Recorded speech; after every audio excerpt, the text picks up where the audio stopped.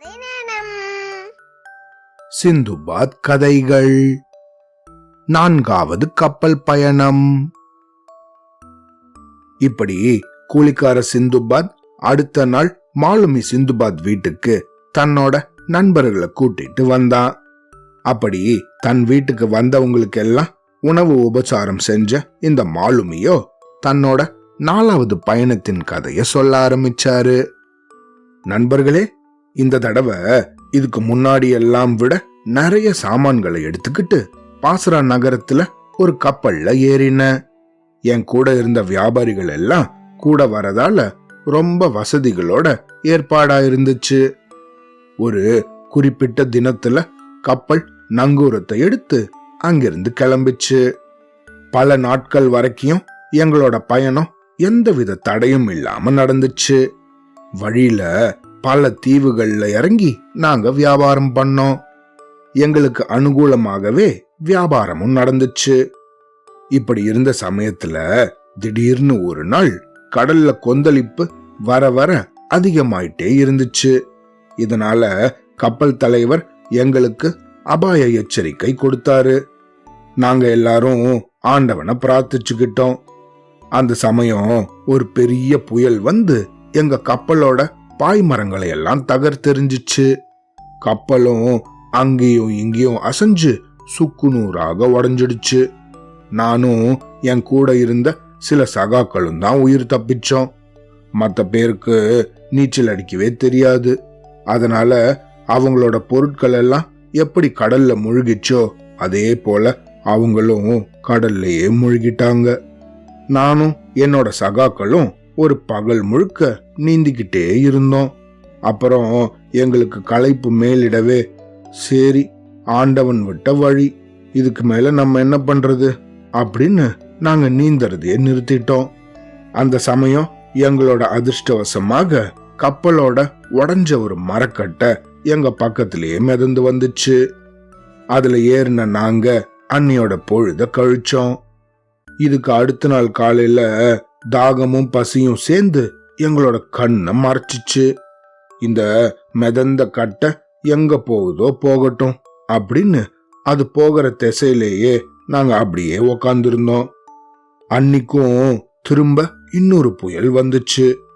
ஆனா அது எங்களை ஒரு தீவோட கரையில போய் தள்ளி விட்டுருச்சு. அந்த தீவோட தரையில எங்களோட காலை வச்சதும் நாங்க பட்ட சந்தோஷத்துக்கு ஆளவே இல்லை. ஆண்டவன் தான் இந்த தடவையும் எங்களை காப்பாத்திருக்கார் அப்படின்னு நினைச்சுக்கிட்டோம்.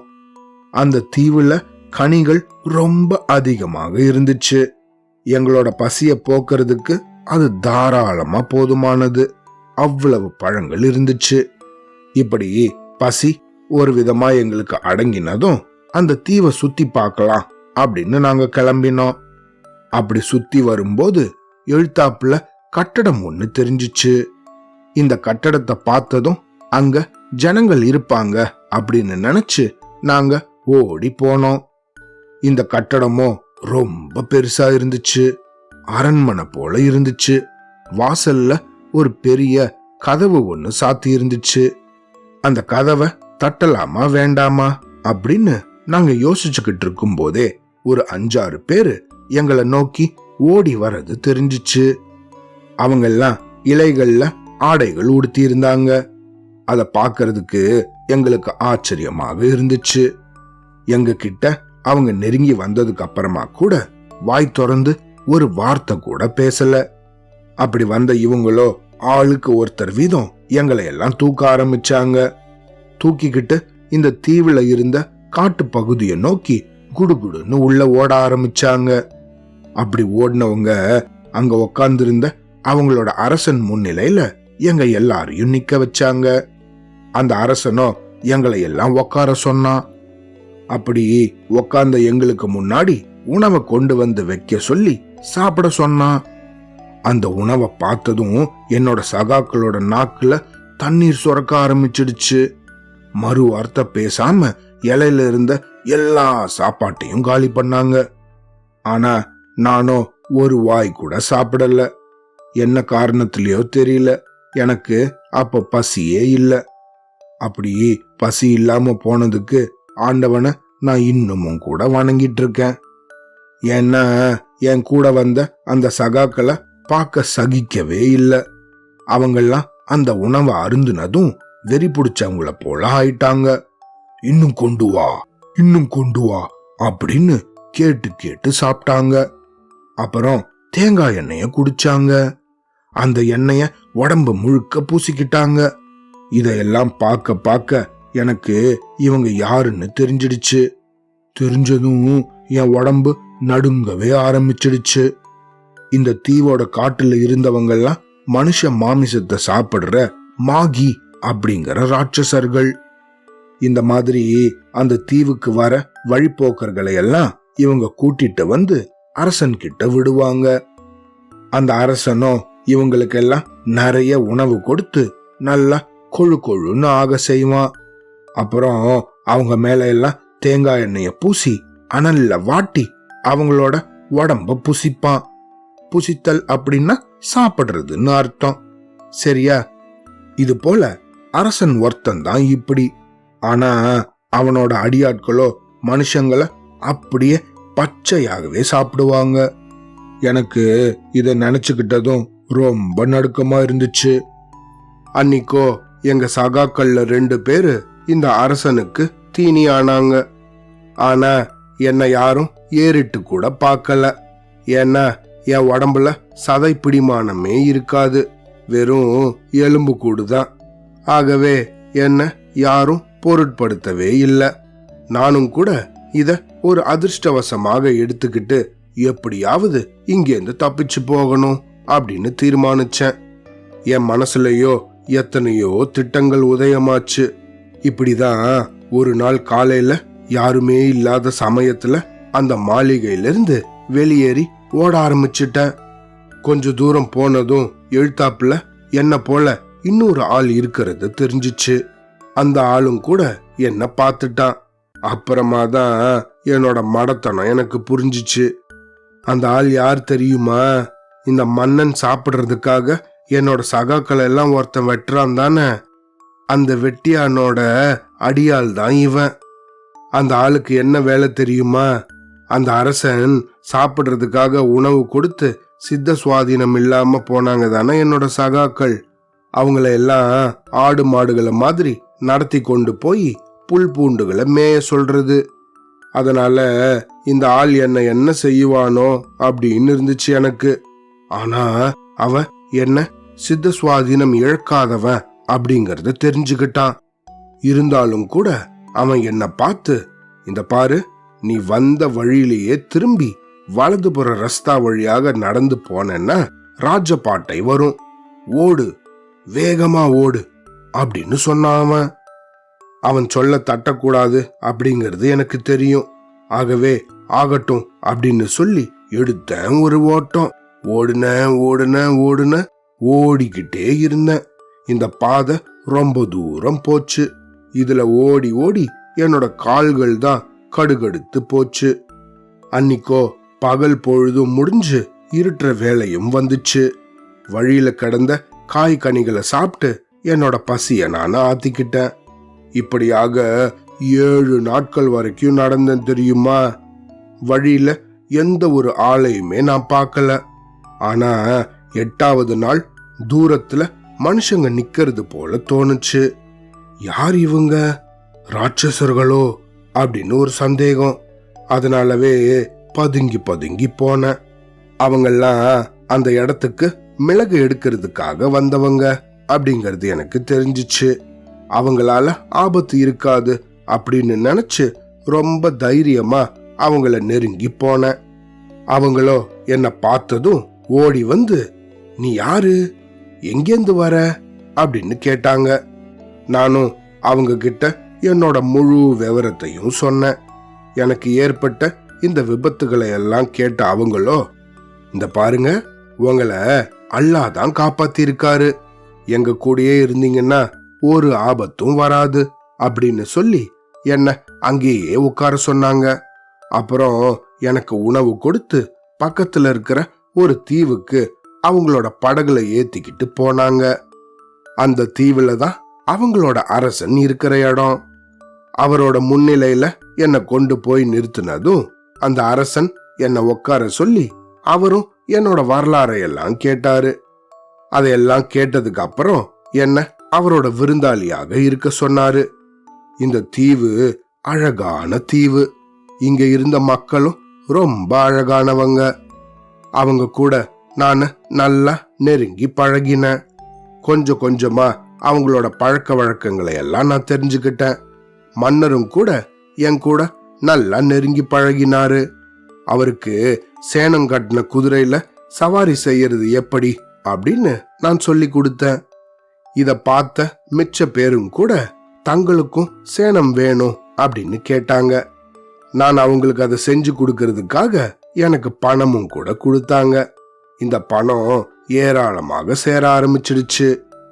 இப்படியே நாட்கள் கடக்கவே மன்னரும் அவரோட பிரதானிகளும் என்ன அவங்கள ஒருத்தனாகவே நினைச்சு அது போலவே நடத்தியும் வந்தாங்க. ஒரு நாள் இந்த மன்னர் என்ன பார்த்து, நண்பரே, நீங்களோ எங்கள ஒருத்தர் ஆகிட்டீங்க. இனிமேல் எங்களை பிரிஞ்சு போனீங்கன்னா அது நல்லா இருக்காது.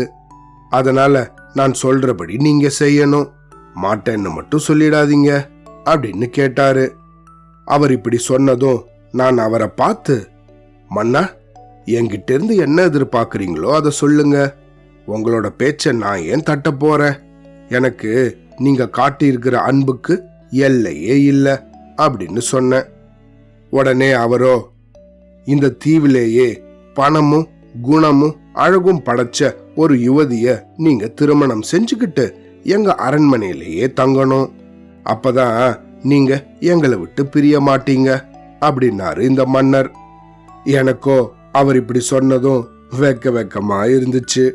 அவருக்கு பதில் சொல்லணுமே அப்படிங்கறத நினைக்க இன்னும் இந்த வெக்கம் அதிகரிச்சிச்சு. நானு மௌனமா இருக்கிறத பார்த்த அவரோ, ஏன் பதில் சொல்லாம இருக்கீங்க? உங்க மனசுல இருக்கிறத சொல்லுங்க அப்படின்னு கேட்டாரு. மன்னா, பல மாதங்களுக்கு முன்னாடி எங்கிருந்தோ தப்பி வந்த எனக்கு நீங்க தான் உயிர் பிச்சை கொடுத்தீங்க. நீங்க தான் என்னை இத்தனை காலமும் நல்லாவும் பார்த்துக்கிட்டு இருக்கீங்க. அப்படி இருக்கும்போது நீங்க உத்தரவு போடுறத விட்டுட்டு என்னோட அபிப்பிராயத்தை எதுக்காக கேக்குறீங்க அப்படின்னு சொன்னேன். நான் இப்படி சொன்னதும் அதை கேட்ட மன்னரோ ரொம்ப மனம் மகிழ்ந்து ஒரு பணக்கார குடும்பத்துல இருந்த அழகான யுவதிய எனக்கு மனம் முடிச்சு வச்சாரு. அரண்மனையிலேயே ஒரு வீடும் சில பணியாட்களும் கூட எனக்கு கொடுத்தாரு. எனக்கு மனைவியாக வந்தவங்க கூட நானு ரொம்ப மகிழ்ச்சியாக இருந்தேன். எங்களை எந்த ஒரு குறையும் இல்லாம மன்னர் நல்லபடியாக பார்த்துக்கிட்டாரு. இப்படி நானும் என் மனைவியும் ரொம்ப மகிழ்ச்சியாக இருந்த காலத்துல கூட எனக்கு என்னோட ஊருக்கு போகணும் அப்படிங்கிற எண்ணம் வந்துடாம இல்ல. ஆனா ஊருக்கு போகிறதுக்கு கப்பல் வேணுமே. ஏதாவது ஒரு கப்பல் வர வரைக்கும் பொறுமையாக இருந்துதானே ஆகணும். அதனால இத சொல்லி என் மனசை நான் தீர்மானிச்சுக்கிட்டேன். அப்புறமா ஒரு கப்பல் கிடைச்சதும் என் மனைவியோட ஊருக்கு போகணும் அப்படின்னு முடிவும் செஞ்சுக்கிட்டேன். இப்படியே இருந்துட்டு வந்த சமயத்துல என்னோட பக்கத்து வீட்டுல அன்னைக்கு திடீர்னு ஒரு சம்பவம் நடந்துச்சு. அத பார்த்ததும் எனக்கு அப்படியே திடுக்கிட்டு போச்சு. என் பக்கத்து வீட்டுக்காரரோட மனைவி இந்த உலகத்தை விட்டே போயிட்டாங்க. இந்த செய்தி இந்த நகரம் முழுக்க காட்டுத்தீ போல பரவிச்சு. துக்கம் விசாரிக்கிறதுக்காக மந்திரிகள் எல்லாம் கூட வந்திருந்தாங்க. ஏன்னா இந்த மனைவியை பறிகொடுத்தவரோ ஒரு பெரிய பிரபு. அவரை எனக்கும் கூட ரொம்ப நல்லா தெரியும். அதனால நானும் அவர்கிட்ட துக்கம் விசாரிக்கிறதுக்காக போனேன். என்னை பார்த்ததும், நண்பரே, எனக்கா இந்த கதி அப்படின்னு ரொம்ப கதறி அழுதாரு. அவருக்கு எத்தனையோ ஆறுதல்கள் சொன்னேன். நான் என்ன சொல்லியும் அவரோட அழுக அடங்கவே இல்லை. நிமிஷத்துக்கு நிமிஷம் அவரோட துக்கம் அதிகரிச்சுட்டு தான் வந்துச்சு. அதனால நான் அவரோட கைய பிடிச்சபடி, நண்பரே, கவலைப்படாதீங்க, ஆண்டவன் தான் அவங்கள இந்த உலகத்துக்கு கொடுத்தாங்க. இப்போ அந்த உலகத்துக்கு இவங்க திரும்பவும் போயிருக்காங்க. நீங்க கொஞ்ச காலம் பொறுத்துருங்க, அப்புறம் எல்லாம் சரியாயிடும் அப்படின்னு சொன்னேன். ஆனா நான் இப்படி சொன்னதும் அதை கேட்ட அவரோ என்ன பரிதாபமாக பார்த்து, நண்பரே, நீங்க என்ன சொல்றீங்க? இந்த ஊரோட வழக்கம் உங்களுக்கு தெரியாதா? மனைவியை இழந்தவங்க அவங்களோடயே உடன்கட்டை ஏறணும். அது போலதான் கணவனை இழந்தவங்களும் கூட அவங்களோட உடன்கட்டை ஏறணும். இது இந்த ஊரோட வழக்கம். நாளைக்கு நானும் இந்த உலகத்தை விட்டே போக போறேன் அப்படின்னு சொன்னாரு. இப்படி என் பக்கத்து வீட்டுக்காரரோ அந்த ஊரோட வழக்கத்தை பத்தி என்கிட்ட சொன்னாரு. ஆனா இந்த செய்தியை கேட்டதும் அது எனக்கு பயங்கரமா தூக்கி வாரி போட்டுருச்சு. ஏன்னா அந்த சமயம் என்னோட மனைவி கூட ரொம்ப நோயுற்று இருந்தாங்க. அப்படியே அந்த இடத்துல என்ன நடக்குதுங்கிறத கவனிச்சேன். அங்க வேதம் சொல்றவங்க எல்லாம் வந்து அவங்க வீட்டுல செய்ய வேண்டிய எல்லா ஏற்பாடுகளையும் செஞ்சாங்க. அப்புறம் இந்த பக்கத்து வீட்டுக்காரர் இருக்காரு, அவருக்கும் கூட நிறைய ஆடை அணிகலன்களை எல்லாம் போட்டு தயார் செஞ்சு வச்சிருந்தாங்க. அப்புறம் அந்த 2 பேரையும் அவங்க வீட்டில இருந்தே கூட்டிட்டு போனாங்க. அவங்க பின்னாடியே நானும் கூட போனேன். நாங்க இருந்த ஊரை தாண்டி பாறைகளும் குகைகளுமாக இருந்த ஒரு பகுதிக்கு இவங்களை கூட்டிட்டு வந்தாங்க. அங்க ஒரு பெரிய குகை இருந்துச்சு. அந்த குகையோட குழி இருக்கே, அது பாதாள லோகத்துக்கே போறது போல அவ்வளவு ஆழமாக இருந்துச்சு. அந்த குழிக்குள்ள இந்த 2 பேரையும் அப்படியே தள்ளி விட்டாங்க. அவங்க உள்ள விழுந்த சத்தம் வெளியே கேட்கவே இல்லை. அவ்வளவு ஆழமாக இருந்துச்சு அந்த இடம். அப்படி அவங்க விழுந்ததுக்கு அப்புறம் அந்த குகையோட வாய ஒரு பெரிய பாறாங்கல்ல வச்சு மூடி விட்டாங்க. இந்த பயங்கரமான செயலை பார்த்த எனக்கு அப்படியே உடல் எல்லாம் சிலிர்த்து போச்சு. என்னோட உள்ளமோ பயங்கரமா நடுங்க ஆரம்பிச்சிடுச்சு. இருந்தாலும் மன்னர்கிட்ட இத பத்தி விசாரிக்கலாம் அப்படின்னு வீடு திரும்பின. அன்னைக்கு சாயந்தரமே மன்னர் கூட பேசிக்கிட்டு இருக்கும் போது இத பத்தி அவர்கிட்ட கேட்டேன். அரசே, உடன்கட்டை ஏறுறது அப்படிங்கிறது உங்களோட உள்ளூர் பழக்கம். இது என்ன போல அந்நியர்களையும் பாதிக்குமா என்ன அப்படின்னு கேட்டேன். சிந்துபாத், நல்லா கேட்டீங்க போங்க. உங்களை யார் அந்நியன்னு சொன்னது? எங்களோட ஒருத்தரா பழகின உங்களை அந்நியர்னு யார் சொல்லுவாங்க? உங்களுக்கு திருமணம் கூட எங்களோட முறைப்படி தானே நடந்துச்சு. நாளைக்கு நீங்களோ உங்க மனைவியோ கூட துரதிருஷ்டவசமாக இந்த உலகத்தை விட்டு போயிட்டா உடன்கட்டை ஏற வேண்டியதுதான் அப்படின்னு சொல்லிட்டாரு. மன்னர் கூட வாதாடுறதுல எந்த பயனும் இல்லை அப்படிங்கறத நான் நல்லா உணர்ந்துட்டேன். அந்த சமயம் என் மனைவியோட நோயை நல்லா போக்கி அவங்கள குணமடைய வைக்கணும் அப்படிங்கிறது தான் என்னோட ஒரே நோக்கமாக இருந்துச்சு. அதனால அவங்களுக்கு வேண்டிய எல்லா சிகிச்சைகளையும் கொடுத்தேன். ஆனா என்னோட துரதிருஷ்டம் என்னை விடவே இல்லை. நான் எங்க போனாலும் அது என்னையே விரட்டிட்டு வந்துச்சு. என் மனைவியோட உடல்நிலை கூட நாளுக்கு நாள் க்ஷீணித்து வந்தது. ஒரு நாள் துரதிருஷ்டவசமாக அவளும் இந்த உலகத்தை விட்டு வேற உலகத்துக்கே போயிட்டா. நான் அழுத அழுகைக்கு கணக்கே இல்லை. அடுத்த வீட்டுக்காரனை விட பரிதாபமாகவும் அதிகமாகவும் அழுதேன். என் மனைவி வேற உலகத்துக்கு போயிட்டாங்க அப்படிங்கிற செய்தி நகரம் முழுக்க பரவிச்சு.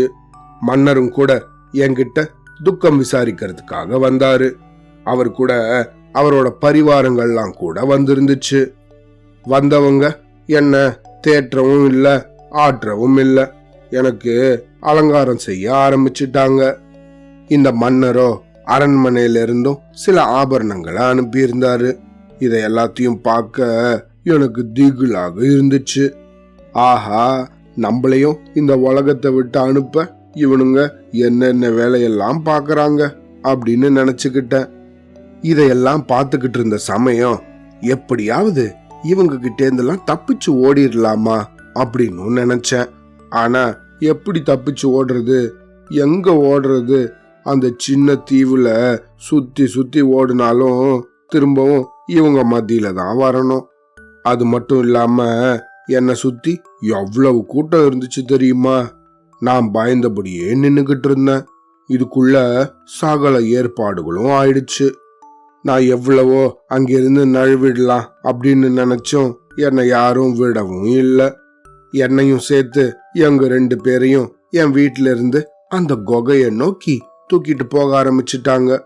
கண்கள்ல நீர் மல்க நின்னுகிட்டு இந்த மன்னரும் கூட எனக்கு விடை கொடுத்து அனுப்பிட்டாரு. இந்த குகைய நாங்க நெருங்கினதும் முதல்ல அதுக்குள்ள என் மனைவிய இறக்கினாங்க. அப்புறம் என்னையும் கட்டி அதுக்குள்ள இறக்கினாங்க. என் கூட ஒரு குவளையில தண்ணியும் 5-6 ரொட்டிகளும் இறக்கப்பட்டுச்சு. நானு என்னை விட்டுடுங்க என்னை விட்டுடுங்கன்னு எவ்வளவோ மன்றாடினேன். ஆழவும் அழுதேன். அங்கிருந்து ஓடவும் முயற்சி பண்ணேன். ஆனா என்னை யாரும் விடல. பலவந்தமாக என்னையும் உள்ள இறக்கிட்டாங்க. நானு அங்க உள்ள கீழே இறங்கினதும் என் இடுப்புல இருக்கிற கயத்தை அவுத்து விட்டுக்கோ அப்படின்னு சொன்னாங்க. ஆனா நானும் அதை அவிழ்க்கவே இல்லை. அவங்களும் அதை பெருசா பொருட்படுத்தவும் இல்லை. அவங்கெல்லாம் பிடிச்சிருந்த அந்த மறுமுனை கயத்தையும் குகைக்குள்ள தூக்கி போட்டுட்டு அந்த குகையோட வாய மூடிட்டாங்க. உள்ள ஒரே இருட்டா இருந்துச்சு. முதல்ல எனக்கு ஒண்ணுமே தெரியல. ஆனா கொஞ்ச நேரத்திலேயே அந்த இருட்டு எனக்கு நல்லா பழகிடுச்சு. நாலாபுறமும் வெறும் எலும்பு கூடா இருந்துச்சு. எனக்கோ ரொம்ப பயமா இருந்துச்சு. ஆனா நான் எங்கன்னு ஓடுறது? இந்த குகை ரொம்ப விசாலமா இருந்துச்சுன்னாலும் ஒரே இருட்டு. நானும் ஒரு மூலையில படுத்துக்கிட்டேன். நேரம் போக போக எனக்கோ பசிக்க ஆரம்பிச்சிடுச்சு. சோறு முக்கியம்ல. அதனால பக்கத்துல இருந்த அந்த ரொட்டி துண்டையும் தண்ணியையும் குடிச்சேன். அதுக்குள்ள அடுத்த நாள் ஆயிடுச்சுன்னு நினைக்கிறேன். என்ன அன்னிக்கும் மேல இருந்து இந்த பாறாங்கல்ல திறந்து குகைக்குள்ள இன்னும் 2 பேர் வந்து விழுந்தாங்க. ஆனா அங்க விழுந்ததும் அவங்களோட ரொட்டி துண்டும் தண்ணியும் தொபால்னு விழுந்துச்சு. அத போய் நான் எடுத்து நல்லா திங்க ஆரம்பிச்சிட்டேன். ஆனா இந்த தடவை அந்த 2 பேர் விழுந்த அந்த கொஞ்சூண்டு நேரத்துல மேல எங்கேந்தோ வந்து விழுந்த கொஞ்சூண்டு வெளிச்சத்துல அங்க இருந்த நிறைய நகைகள் எல்லாம் மின்ன ஆரம்பிச்சிச்சு. அத நானு அப்பதான் கவனிச்சேன். அதனால அந்த நகையெல்லாம் எடுத்து என்கிட்ட இருந்த என்னோட சட்டப்பைய ஒரு துணி மூட்டையாக கட்டி அதுல இந்த எல்லா நகையையும் சேமிக்க ஆரம்பிச்சேன். இப்படியே உள்ள இருந்த எல்லா நகைகளையும் எடுத்து மூட்டைகளாக கட்ட ஆரம்பிச்சிட்டேன். இந்த வேலையெல்லாம் முடிஞ்சதும் அங்க மிச்சம் மீதி இருந்த ரொட்டியையும் தண்ணியையும் குடிச்சேன். தினமும் தூங்கி எழுந்ததும் இதையே ஒரு வேலையாகவே வச்சுக்கிட்டேன். தினந்தோறும் நிறைய நகைகளை எல்லாம் எடுத்து எடுத்து மூட்டை மூட்டையா கட்டி வச்சுக்கிட்டு இருந்தேன். என்கிட்டயோ ஏராளமான நகை மூட்டைகளும் துணிமணிகளும் சேர்ந்துடுச்சு. ஆனா இதையெல்லாம் வச்சுக்கிட்டு நான் என்ன பண்ண போறேன்? வெளியே வந்தாதானே இதுக்கெல்லாம் மதிப்பு. அதனால ரொம்ப சோர்வா உக்காந்துருந்தேன். அப்போ திடீர்னு கீச் கீச் கீச் கீச்சுன்னு ஒரு சத்தம் கேட்க ஆரம்பிச்சிச்சு. நான் திரும்பி பார்க்கவும் அந்த இடத்துல ஒரு பெருச்சாளி ஓடுறது தெரிஞ்சிச்சு. அத பார்த்ததும் என் மனசுல நல்லா ஒரு நம்பிக்கை பிறந்துச்சு. ஆஹா, இந்த பெருச்சாலிய அப்படியே விரட்டிக்கிட்டு போனோம்னா அது எங்க போகுதுன்னு நம்ம கண்டுபிடிச்சிடலாமே அப்படின்னு நினைச்சு அந்த பெருச்சாலிய விரட்டிக்கிட்டே ஓடின. அது சுத்தி வளைஞ்சு ரொம்ப தூரம் ஓடிச்சு.